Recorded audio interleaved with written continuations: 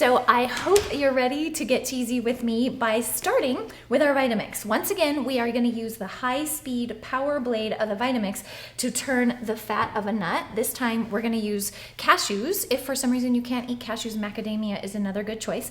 These cashews have been soaked for 4 hours. If you choose macadamia nuts, you have to soak a little longer. You need a good 6 to 8 hour soak on your macadamia nuts. But this will be the base of our cheese sauce today. So we are going to start by putting these into the blender along with some very simple ingredients. You know, when you see things like a Cheeto or something in the fast food world that is flavored like cheese, it's amazing how little cheese there is in the cheese, but there's lots and lots of chemicals.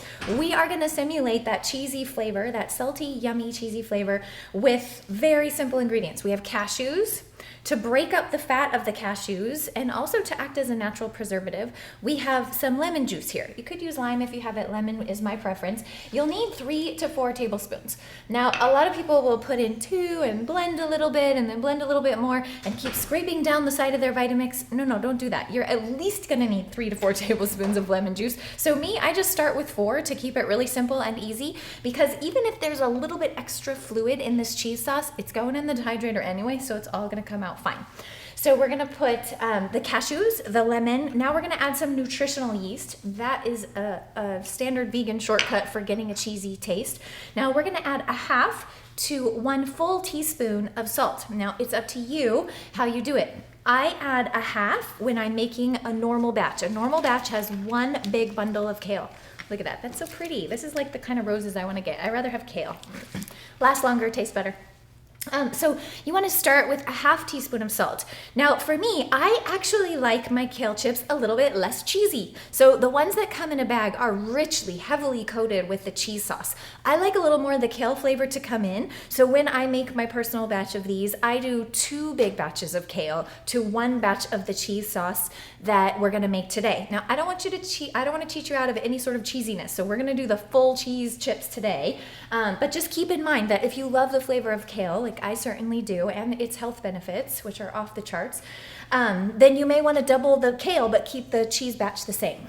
If you do that though, you may need to add a little bit extra salt. So start with a half teaspoon, and if you need more, taste it after and add it. Look, I got a little moisture in the air today here at the beach. My salt doesn't want to come out.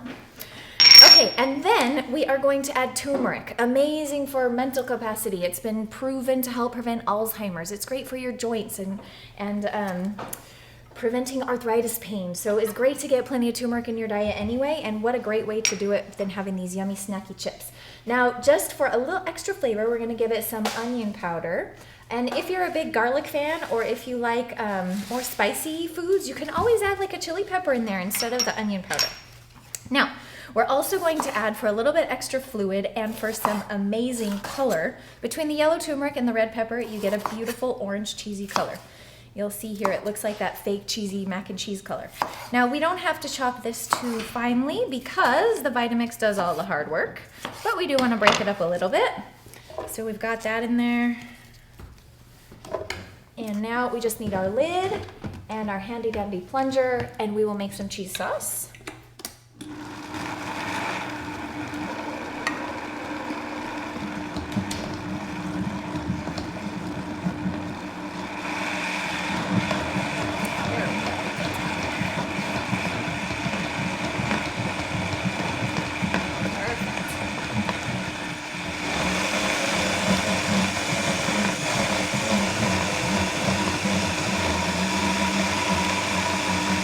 I'm going to stop for one little note here. You'll notice that I did not flip this thing all the way up to 10 and then on high and let it get all crazy at the bottom. I kept it on a slow speed. I didn't go above 6 on the speed control on the Vitamix until the whole mixture was well blended. In other words, I have a little bit of big chunks on the bottom, a little big chunks on the top, and I have a little bit of sort of this cheesy paste forming in between.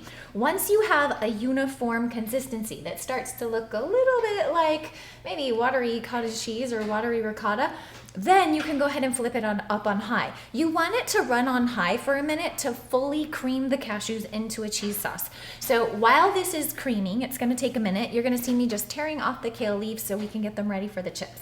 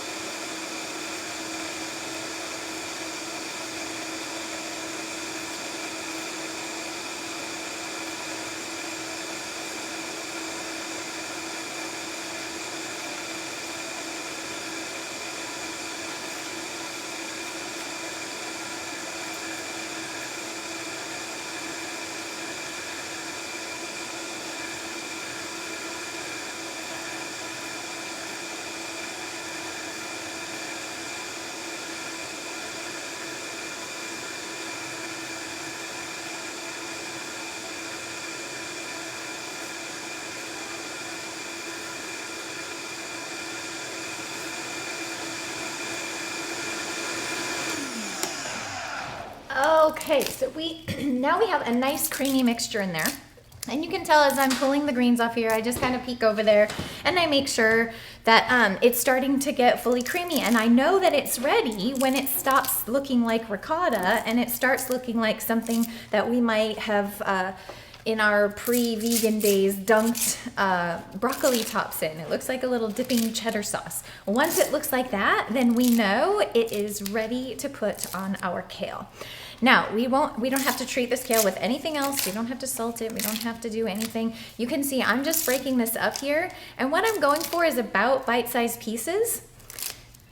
And there's really no rhyme or reason into the kale that you use either. You can use a flat leaf kale. This is a Lacento kale. Curly leaf kale works the best if you want to really soak it up and get a lot of cheese in there. So the type of kale that's in the bagged kale chips is generally the really curly leaf kale. And the reason they use that one, right, you can probably guess. All those curly little pockets in there make nice nooks and crannies for that cheese sauce to get settled in before it goes in the dehydrator. And that's how you get that really cheesy flavor to those chips. Now, the one thing about having lots of cheese on your chips is now we've taken, you at least want to think about this, especially if you're dieting or you have weight loss goals. When we take a nice leafy green kale that's super alkalizing, and then we're going to add to it now some fats that weren't really there before. Now that's good in some ways, right? Because there are some nutrients in kale that aren't as well accepted by our bodies without the fat. So that's a good thing. But what I love about doubling the amount of kale is that, oh, okay, cool. I get the fats that can help transfer some of these nutrients throughout my body really efficiently. But I haven't quite, doubled or tripled the amount of fat that I would be taking in if I didn't do that. So that's just one thing to think about in case weight goal is one of the things that you're working on. Okay, so we're almost done here. Now what's fun at our house is that Maverick, my little 3.5-year-old boy, he loves to pull the kale off of the stems. And I love to involve him in healthy cooking because I think it'll help him be a more healthy eater when he's older. So while I'm making the cheese sauce in the kitchen, he sits next to me and he tears all the leaves off, and it makes a really fun way to involve your kids. So if you're looking to do that, this is a fun project for you to do with them.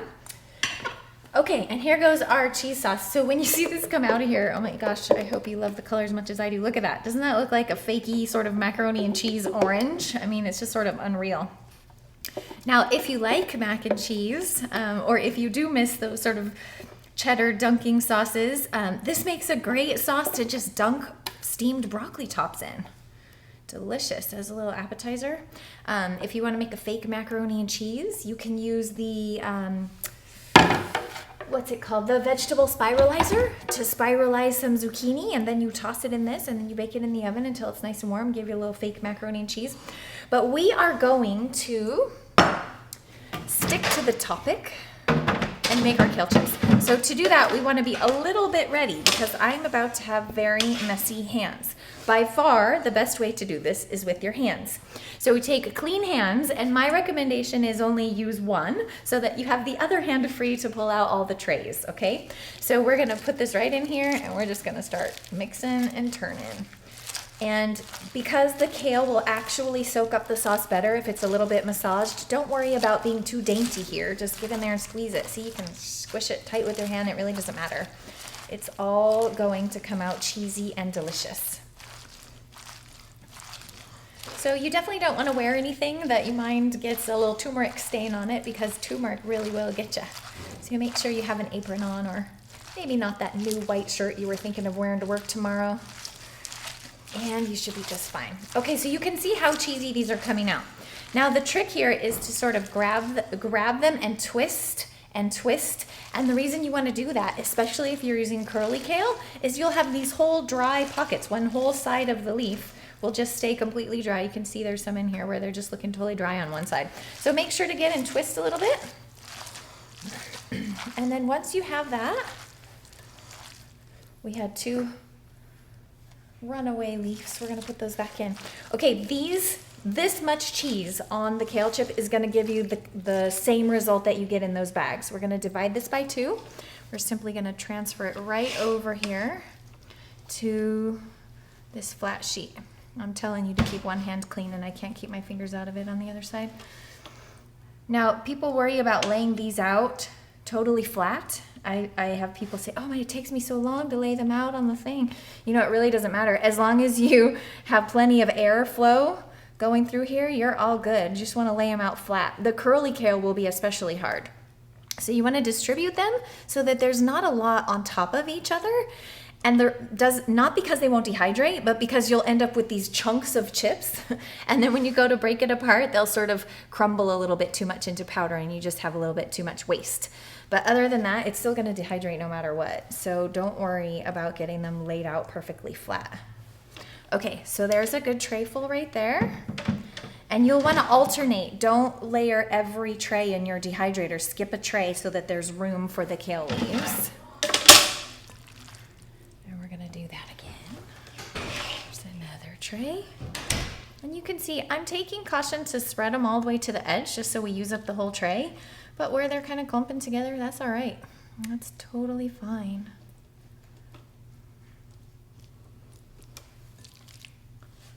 Perfect. Now you can also use the liners to your tray if you want to. They will take a lot longer if you do that. Not a lot longer, maybe 2 hours longer. But if you just put them in here right on the tray as is, you can put them in before you go to bed, and in the morning you're gonna have fresh kale chips to take to work. And I like that. I'm gonna take one kale leaf and I'm going to really soak it up on one leaf. Put it right there in the middle, and that looks great. Okay, so we're gonna put these in here and we are gonna put them on 115 degrees. That's 115 degrees. And we're gonna turn the dehydrator on and we're gonna be ready with our delicious cheesy kale chips 8 hours later. Now, my suggestion for that, again, is put them in before you go to bed, and when you wake up in the morning, transfer them to a glass jar. Now, because I don't want you to have to wait, I went ahead and made a pair of them or a tray of them in advance. And you would just turn this on and let it go 8 hours and they're gonna be ready. Now when they come out, they're gonna be this beautiful green color with the cheesy sauce on them.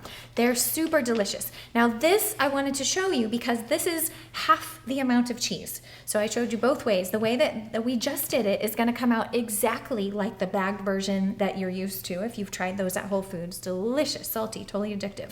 But as you go along and as you start eating a lot more raw vegan foods, you may find that your taste change a little bit and you actually like a little bit more of the kale flavor to come through. And that means it's time to double the kale and use the same amount of cheese sauce. So here we go. I'm gonna go ahead and give them a taste. Delicious. Okay, one more trick before I let you go with the cheesy kale chips is this. The kale chips will start to undehydrate, in other words, to absorb moisture as soon as you turn off the dehydrator. And so, excuse me one second. What you need to do is put them in glass containers that have a really airtight seal. The other thing you need to do, and you'll notice I've done it here, there's a little bag there. It looks like a little jewelry bag or something that you might tie, lavender in and put it under your pillow, a little sachet for your drawer or something. I know you have tons of those sitting around. If not, even just a little piece of cotton cloth fabric, you just pull the edges up around a little bit of rice, like 1 tablespoon of dry rice. That's all you need. Tie a little string around it, throw it in with your kale chips, and it'll act like those little silicone packets that you see inside the kale chips that you buy at the store. So that will keep your kale chips fresh and crispy on your counter for 2 weeks. I mean, it's amazing how well the moisture is kept out of your chips by the rice bag. So put the rice bag in the jar, keep them in airtight containers. They'll stay fresh for up to 2 weeks that way, and enjoy your delicious vegan raw cheesy kale chips.